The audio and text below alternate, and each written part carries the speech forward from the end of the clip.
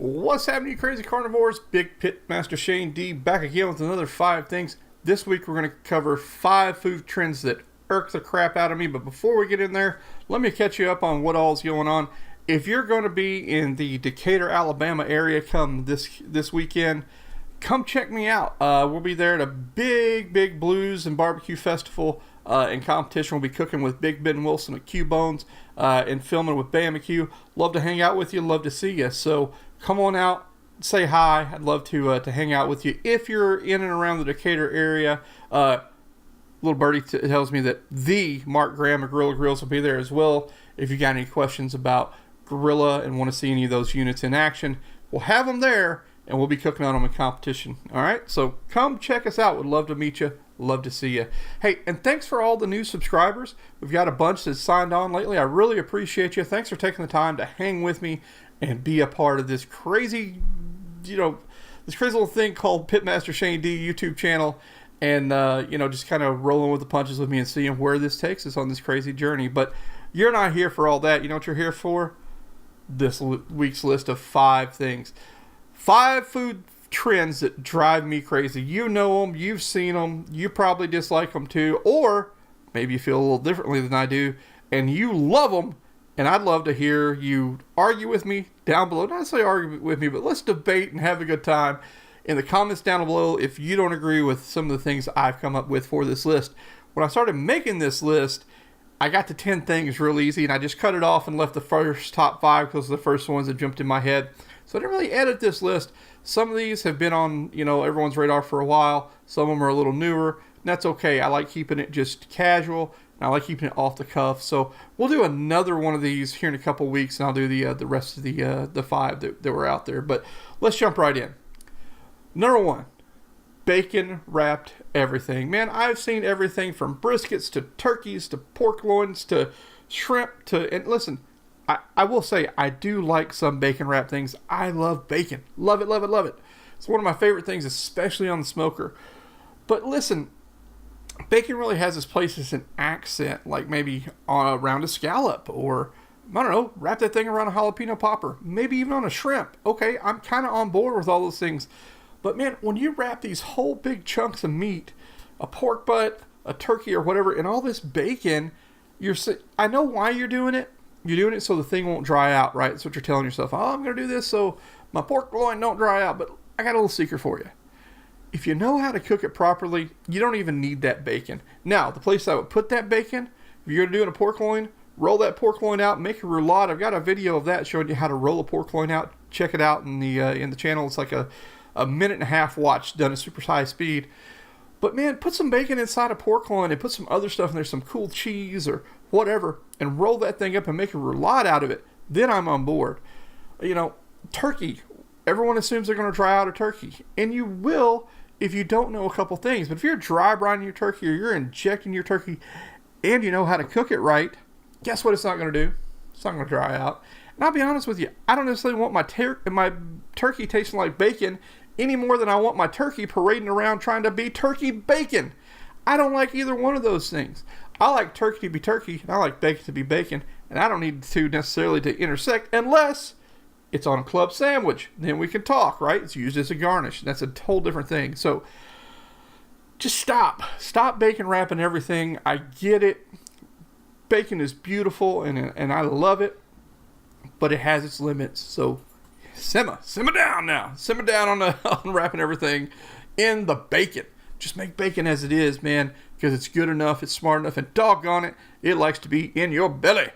Number 2, pickles. Okay, I know, you're like, pickles? I can't believe you're calling out pickles. Everybody love a pickle. Hey, I do too.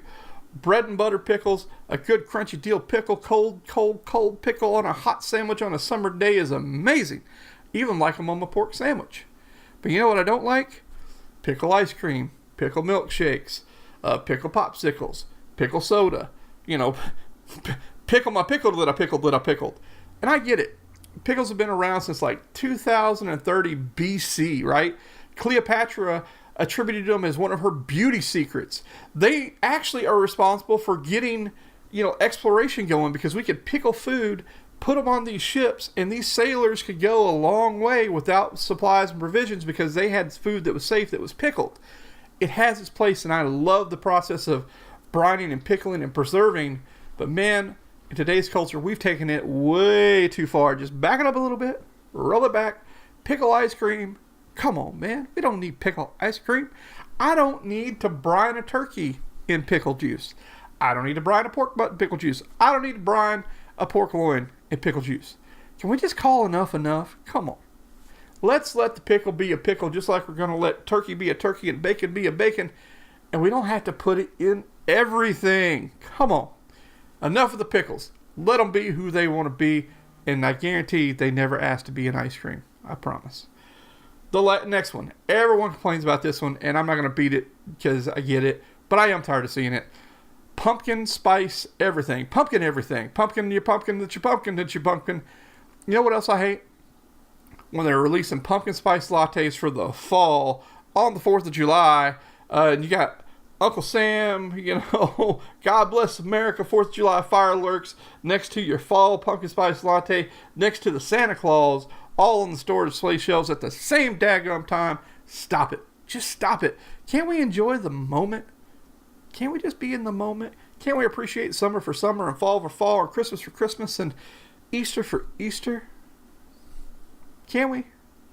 When you rush all this fall crap on us, man, what you're telling me is that summer's over and I don't care, and you need to get ready because the bad weather's coming. And you know what? Makes me a little sad. I love fall weather, I really do, but I don't want it forced on me. Can we just throttle it back just a little bit?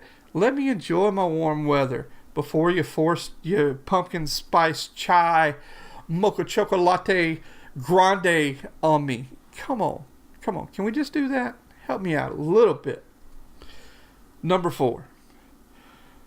Activated charcoal in everything. I'm so tired of this. This is where I drew the line. I saw activated charcoal ice cream, y'all. It was black ice cream. Black, not chocolate. Black. Hey, black is beautiful. I get it, but we don't need our activated charcoal ice cream.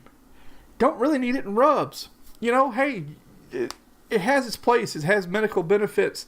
Instead of calling the poison control line, take a little activated charcoal. You need to level out your system, pop activated charcoal. And, people are arguing the medical benefits beyond, emergencies, obviously. And some will say it's good. Some say it's kind of moot. And I'm kind of in the middle. But I'll tell you what. I'm just tired of seeing it turn up in all these rubs. It doesn't add much to the party. It does make a little better bark. But man, if you know what you're doing, you know how to make bark without having to add charcoal. Come on, man. We can do it better than that. We don't need that. Let it go. Let that trend get out of here. And let's stop with that stuff. I'm just over it. Last one. This one gets on my nerves because I'm a fat kid, right? What's up with mug cakes? Why do we even have mug cakes? If I want a cake, I want a whole cake. I want a piece of a cake. I want a great cake. Or I want an amazing cupcake. Why do we got to do this little cup that now has its own place next to the regular cakes on the store shelves because it's easier for you and you can microwave it? Man, if I'm going to cheat on the diet, I'm going to cheat with real cake, y'all. Not this stuff that I'm just adding water to and putting in the microwave for 5 minutes. No. Hey, if you're feeling like you need a cake, go get a real cake. Go get a real good cake if that's what you're going to do. But don't do these little mug cakes. They drive me nuts, man. I hate where we've gotten as a society. We want to miniaturize everything. We want to make you feel less guilty because you only had that one cup when there's just as much calories and honestly a lot more crap in those prepackaged mug cakes than if you just made a real cupcake. If you're going to give in on that diet and you want to just go all in and you need to go ham up on some cake, do it for one day.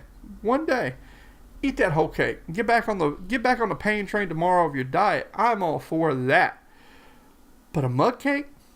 You're not what I'm eating. I'm going to save it for an amazing piece of cake or an amazing cupcake. You with me?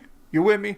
Hey, as always, guys, if you disagree with anything I said, hit me in the comments below. Let's talk about it. I'd love to know what your thoughts are and have a conversation with you. And as always, thanks for all the subscribers who are giving me great feedback on these things. I really do appreciate it. That's why I've kept the 5 things list up. And don't forget, if you're going to be in Decatur, come see me coming this Friday. I'll be there Friday, Saturday, and Sunday. And the one and only Mark Graham will be there as well. So come see us. Would love to say hi. As always, guys, I'm Pitmaster Shane D. This has been another episode of 5 Things, and we'll catch you next week.